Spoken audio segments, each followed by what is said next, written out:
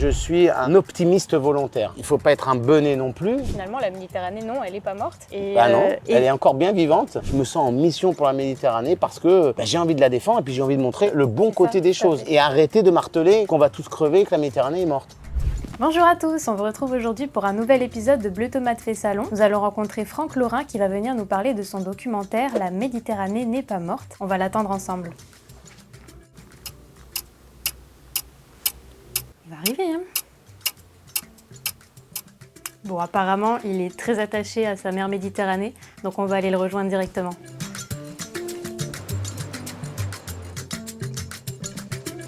Mais il est où, Franck ? Ah, Franck, t'es là, salut! Oh, salut Lisa, ça va? Bah, ça va super, et toi? Bah écoute, pas mal, hein, toujours dans l'eau quoi. Bah ouais, je vois ça. Ça te dit qu'on aille discuter sur Terre? Allez, pas longtemps, après je retourne à l'eau. Aucun souci, on y va.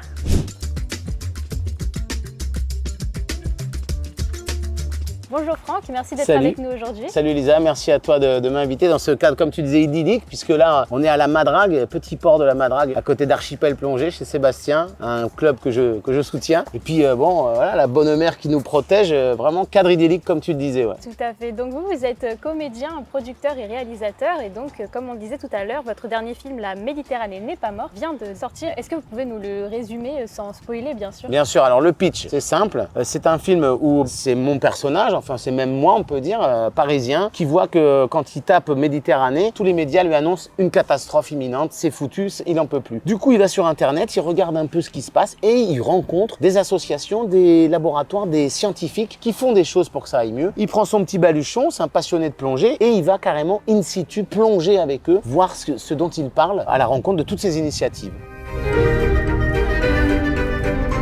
Donc vous, Franck, vous venez de Paris? Ouais, enfin je viens de Lorraine, comme son nom l'indique, mais je suis arrivé très tôt à Paris. Le rapport avec la Méditerranée, hein, quand on est parisien, a priori, il n'y en a pas beaucoup, surtout que j'ai fait du rugby, donc c'est pas très non plus une activité aquatique. Hein. Mais à un moment, quand j'ai arrêté le rugby, j'ai fait de la plongée, on m'a offert un niveau de plongée, je suis devenu amoureux de la mer. Mais avant ça, j'étais de la génération Grand Bleu. Ce film m'a marqué à vie. J'étais gamin et quand j'ai vu ce film, je me suis dit, mais j'ai envie d'être dans l'eau, j'ai envie de faire ça. Ma rencontre a été tardive, mais quand j'ai été dans l'eau, ça a été une impression de voler, d'être en apesanteur. Ça m'a tellement plu que j'ai fait un club, que j'ai passé mes niveaux, qu'après je suis devenu instructeur. J'ai une structure, je fais des films sous-marins, j'ai vraiment envie de défendre cette mer Méditerranée. Et du coup, ça m'a un peu investi d'une mission, on peut dire, c'est ce que je raconte dans le film. Je me sens en mission pour la Méditerranée parce que j'ai envie de la défendre et puis j'ai envie de montrer le bon côté des choses. Et arrêter de marteler qu'on va tous crever et que la Méditerranée est morte. Mais qu'est-ce que tu fais avec une pagaie, toi?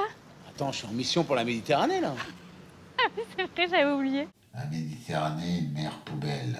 Bah, ça commence bien. Si on en revient sur votre film, on remarque cette façon d'être un peu légère, cette façon de voir le positif des choses. Pourquoi avoir choisi cette façon de montrer les choses aux gens? Moi, je dis toujours que je suis un optimiste volontaire. C'est-à-dire qu'il ne faut pas être un benet non plus. Souvent, je reçois des critiques où on me dit « Mais Franck, tu ne tiens pas compte du réchauffement climatique, de ce qui nous arrive, des catastrophes environnementales. » Bien sûr que si que j'en tiens compte. Mais pour ne parler que du réchauffement climatique, c'est un problème global et circonstanciel. C'est à partir de là, pour changer les mentalités, c'est à nous, de notre petit côté, de notre petite localité, à faire des choses et à faire basculer les choses. Ce film, il est pour montrer des initiatives positives et donner envie aux gens de faire des choses pour la mer et pour la nature. Et j'ai toujours été du côté du verre à moitié plein que de verre à moitié vide. Et je suis en train de constater que c'est en train de changer dans les médias comme vous, mais dans les médias donc on voit surtout sur les réseaux sociaux. Et c'est en train de changer aussi dans les médias mainstream. C'est-à-dire que les gens se disent oui, il y a quand même des choses qui se passent et on devrait en parler. Et c'est totalement ce qu'on veut faire nous aussi, montrer aux gens qu'il y a des choses à faire. Et exactement. Donc, finalement, la Méditerranée, non, elle n'est pas morte. Et, non, elle est encore bien vivante.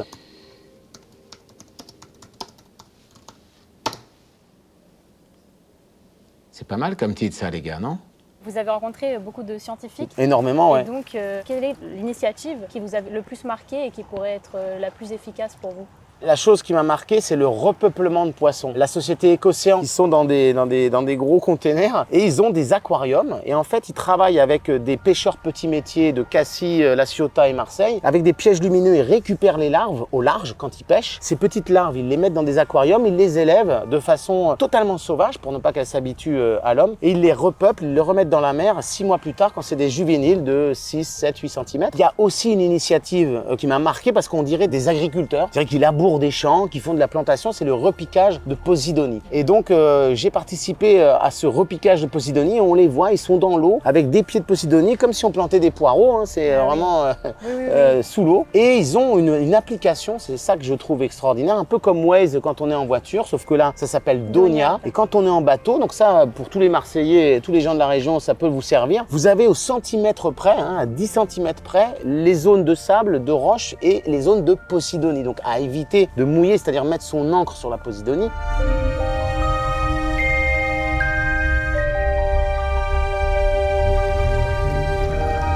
Au-delà de toutes les initiatives dans le domaine scientifique, à notre échelle, nous, en tant que citoyens, qu'est-ce qu'on peut faire chacun? Alors, la première chose à faire, et c'est ce que je dis dans le spectacle Le Monde du Silence Gueule, parce que j'ai aussi la chance de jouer dans un spectacle qui sensibilise sur la biodiversité marine, c'est déjà de se renseigner sur les associations de protection marine. Toutes ces associations, elles font un travail formidable, donc on peut aller sur Internet, se renseigner et commencer à faire des choses, c'est-à-dire faire du ramassage, ne serait-ce que trier, recycler, arrêter de jeter ses déchets partout. Déjà, c'est des petits gestes qui peuvent aussi, mis bout à bout, avoir un vrai impact pour éviter que ça parte en haute mer.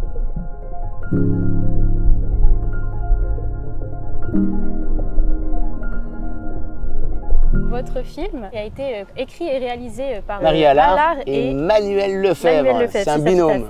Et coproduit par votre société Frozen Frogs Media et la société Ampersand ainsi que TV Monaco qui coproduit le film et il sera aussi diffusé sur TV5 Monde. Voilà, donc vous pourrez le voir sur plusieurs chaînes de télé. Donc le film a déjà eu beaucoup de succès, notamment en festival. Il a déjà été diffusé, si je ne me trompe pas, à Saint-Marie-sur-Mer, Marseille, Ajaccio, Paris. Ouais, et puis il a eu 2 prix, un au FIDOM de Bordeaux et un autre qui vient d'arriver à Mayotte, au Festival du film sous-marin. Il sera diffusé aussi le 13 et 14 octobre avec l'association Un déchet par jour, qui est une association marseillaise. On a une page Insta du film, voilà, puis avec Bleu Tomate, évidemment, on collabore et on échange les infos. Un grand merci d'avoir partagé avec nous votre amour de la Méditerranée. En tout cas, moi j'ai visionné le film et il est très chouette, très agréable et très positif. Merci beaucoup.